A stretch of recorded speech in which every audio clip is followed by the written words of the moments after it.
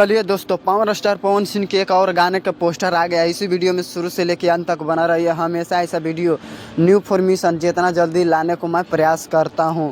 Power star Pawan Singh जब भी गाना लेके आते हैं भोजपुरी इंडस्ट्री में, तब भोजपुरी इंडस्ट्री के तबाही मचा कर रख देते हैं। फिलहाल में गाना भी आया था पावर स्टार पवन सिंह के, जिस गाना के नाम था बानी लइका। पवन सिंह के गाना तो धमाल और बवाल भोजपुरी इंडस्ट्री में मचा के रख दिया। जो बर्थडे पार्टी पर था, बर्थडे भी अच्छा खासा से बीत गया पावर स्टार पवन सिंह के।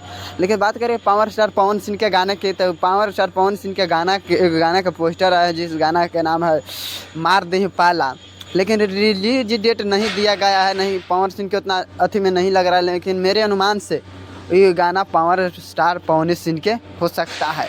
लेकिन पावर स्टार पवन सिंह जब भी कोई गाना लेके आते हैं तो भोजपुरी इंडस्ट्री में तबाही मचा कर रख देता है। बात कही कि रिलीज डेट कब दिया गया, तो पर रिलीज डेट दिया नहीं गया है। लेकिन कुछ अनुमान से कोई कह रहा पवन सिंह के गाना है, कोई कह रहा है पवन सिंह का नहीं है।